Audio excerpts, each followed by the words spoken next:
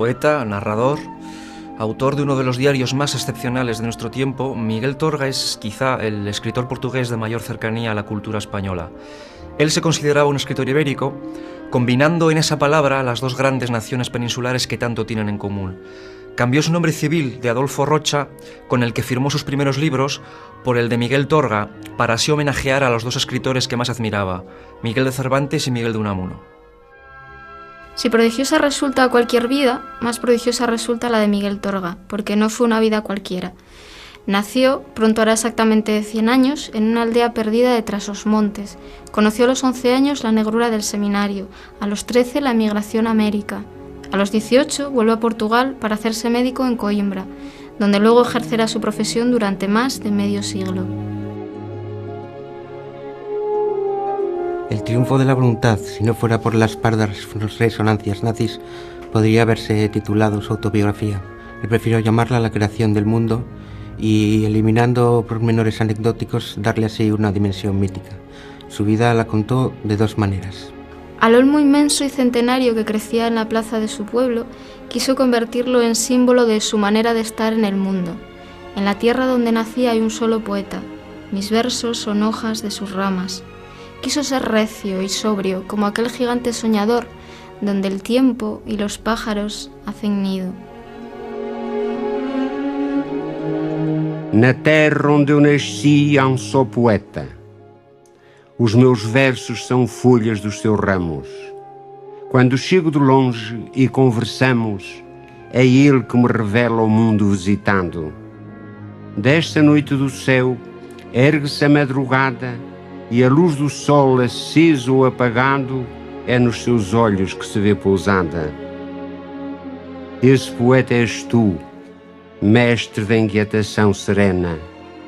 Tu, imortal avena, que harmonizas o vento e adormeces o imenso redil de estrelas ao luar maninho. Tu, gigante a sonhar, bosque suspenso, onde os pássaros e o tempo fazem ninho. Miguel Torga, entonces un joven estudiante, se enfrentó a las críticas de Pessoa, ya mítico para las gentes de su generación. Pessoa le escribió una larga carta comentándole su primer libro, Rampa, publicado en 1930. A la vuelta de muchos elogios le ponía algunos reparos.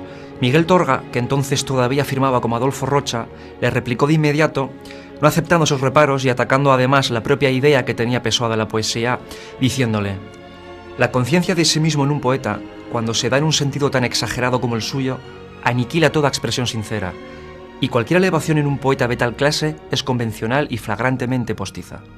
Miguel Torga conoció luego la cárcel, fue editando sus propios libros, los corrigió una y otra vez, no dejó de atender su consultorio incluso cuando ya era un escritor famoso, siguió siempre su propio camino, con tozudez campesina.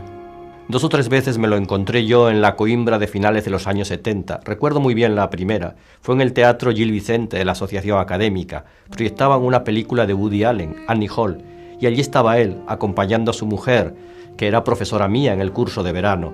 Me acerqué a saludarlos. Él, muy adusto, apenas dijo una palabra, pero a mí me hizo mucha emoción encontrarme con un escritor que ya era una leyenda.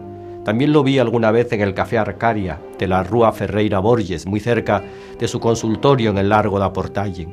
Allí había tenido una tertulia que duró bastantes años, pero ahora ya apenas podía sentarse en el café porque se acercaban los curiosos a molestarle. Seguía editando sus libros en unas tiradas, una autoedición muy modesta, muy sobria, unos libros muy de pobre apariencia que contrastaban con las coloristas novedades. Tenía fama de ser muy tacaño, de no regalar jamás un libro. Iba a visitarle un escritor ilustre, le regalaba o le daba un ejemplar y luego le cobraba los pocos escudos que valía. Muy tacaño, pero empeñado en que sus libros costaran poco para que estuvieran al alcance de todo el mundo. Nunca dejó Miguel Torga de vivir en Coimbra y volvió siempre que pudo a su aldea entre montañas.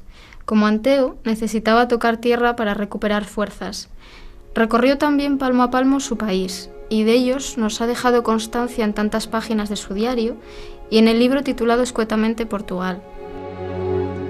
Todo lo que en mí es instinto y comprensión sabe que los valores auténticos de la vida tienen que ser sólidos como la Plaza de la Libertad y altos como la Torre de los Clérigos. Al igual que le ocurre a esas casas viejas solariegas nuestras que al quitarles las telarañas hacen sonrojar a cualquier rascacielos que se construya a su lado. A Oporto solo hay que sacudirle el polvo para poder competir con cualquier tierra que se quiera medir con él.